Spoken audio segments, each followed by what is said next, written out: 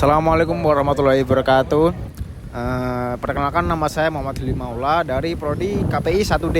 Oke, di zaman sekarang ini banyak sekali anak-anak remaja.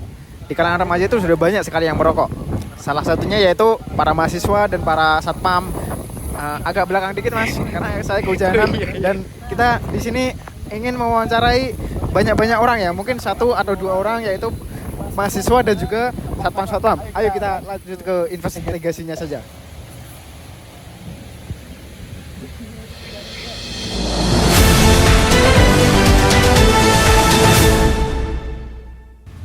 Assalamualaikum warahmatullahi wabarakatuh. Baik pemirsa, saya di sini Muhammad Hilmi Maula dan narasumber kita yaitu Ahmad Syafi'i Ma'arif. Saya di sini akan membawakan berita tentang dampak merokok kepada kalangan remaja. Menurut masnya, apa tanggapan masnya tentang orang remaja yang merokok? Aku pegang ya. Jadi gini, sebenarnya kan setahu saya seorang remaja itu global aja. Orang yang merokok itu biasanya itu untuk meredakan stresnya dan ingin merasakan ketenangan mungkin dan kefokusan gitu. Nah, tapi di sisi lain saya untuk mendapatkan ketenangan, kefokusan, kenyamanan itu nggak harus lewat rokok. Kalau saya itu biasanya ya lewat game, pokoknya lewat hal yang saya sukai gitu dan saya mampu untuk melakukan gitu. Mungkin bisa juga lewat makan mungkin, atau mungkin bisa jalan-jalan biar pikiran biar enak dulu. Nah, baru lanjut ke kegiatan yang lain. Jadi ya kalau menurut pendapat saya untuk kalangan remaja sebaiknya daripada merokok yang mana itu kemungkinan besarnya berdampak negatif untuk kesehatan, maka ya sebaiknya cobalah cari cara yang lain gitu. Memang sih sulit, tapi untuk langkah awal ya diperbaiki dulu pola pikirnya gitu. Pola pikir tentang apakah sebaiknya saya merokok atau tidak gitu. Baru melangkah ke cara yang selanjutnya agar bisa berhenti untuk tidak merokok gitu. Nah, benar sekali pemirsa. Di zaman remaja ini banyak sekali kalangan anak muda yang mencari ketenangan hanya dengan merokok. Padahal sebenarnya masih banyak cara lain yang bisa digunakan, seperti misalnya olahraga atau belajar atau dengan meditasi. Itu bisa digunakan sebagai mencari ketenangan yang lain. Oke, lanjut pertanyaan selanjutnya. Menurut masnya, merokok tuh melanggar hak orang lain atas udara bersih nggak? Menurut saya untuk melanggar hak udara bersih itu bisa jadi, karena kan ya kan masih banyak juga orang yang nggak suka merokok atau nggak suka dengan asap rokok gitu. Jadi ketika merokok kok di tempat orang yang nggak merokok, itu kan bisa mengganggu, akhirnya bisa melanggar hak orang lain. Nah, tapi ketika merokok itu berkumpul dengan orang-orang yang sama perokok dan di tempat yang jauh dari orang yang yang tidak merokok gitu kan aman, nggak melanggar hak udara bersih gitu. Jadi ada baiknya kalau orang yang merokok itu mencari tempat di mana orang-orang yang nggak merokok itu nggak ada, agar orang yang nggak merokok itu bisa dapat ya tidak terganggu. Oke, lanjut ke pertanyaan selanjutnya. Menurut masnya, bagaimana solusi yang dapat diterapkan agar kalangan remaja ini dapat berhenti merokok? Waduh, agak sulit ini. Tapi memang pada dasarnya itu diawali dari pola pikirnya, dan pola pikir itu bisa didapat dengan ilmu dulu. Jadi sebaiknya ketika memang masih ragu untuk berhenti merokok, maka ya carilah pengetahuan yang mana itu mendukung untuk kita berhenti merokok gitu.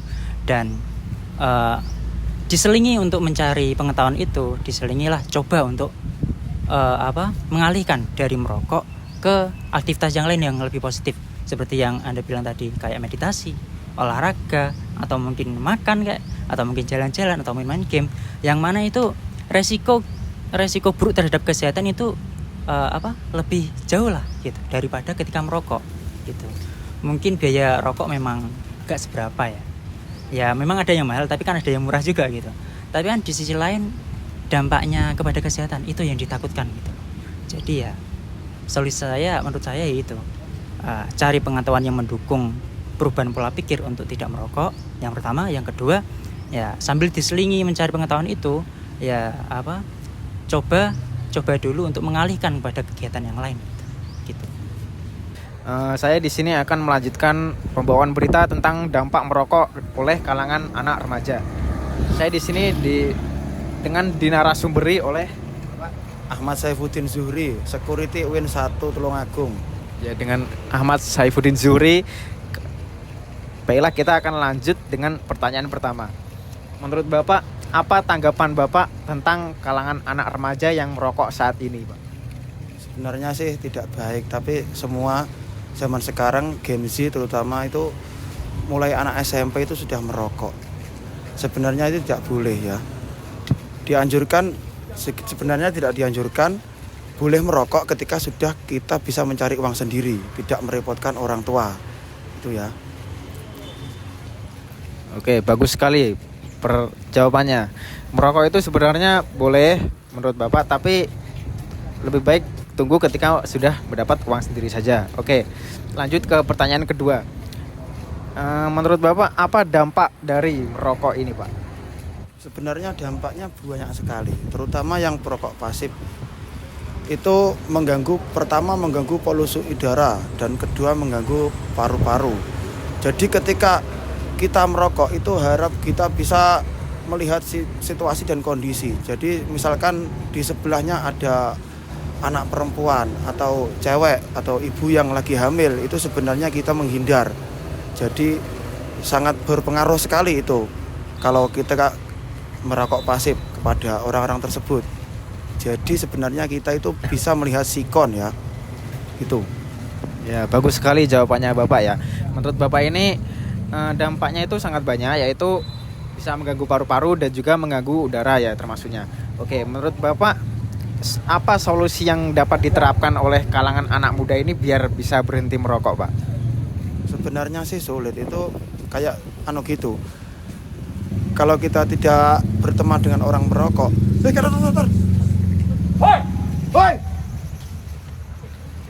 Maaf guys, ada iklan maaf. Oke, baik, lanjut ke pertanyaan selanjutnya. Menurut Bapak, apa solusi yang dapat diterapkan oleh anak muda agar bisa berhenti merokok, Pak? Sebenarnya sih sulit banget itu, seperti karena kita sudah kecanduan ya. Misalkan nanti kita terkena penyakit gitu, nanti bisa kalau berhenti. Kalau mengurangi sebenarnya bisa, tapi kalau berhenti itu sangat sulit sekali. Itu karena berhenti merokok sebelum mengganggu kesehatan itu. Jadi motonya seperti itu. Jadi sulit sekali kalau berhenti. Misalkan nanti dikurangi merokok, biasanya 1 hari 1 pak gitu. Misalkan 1 hari bisa 1 batang gitu bisa. Kalau berhenti itu sangat sulit sekali menurut saya ya. Oke, jawabannya yang sangat menarik sekali. Menurut Bapak ini, jadi berhenti merokok itu sangat susah sekali. Tapi kita bisa memberikan solusi dengan cara mengurangi dari 1 batang per hari, itu bisa dilakukan dengan sangat bagus sekali. Oke, terima kasih telah mengikuti berita kali ini. Wassalamualaikum warahmatullahi wabarakatuh.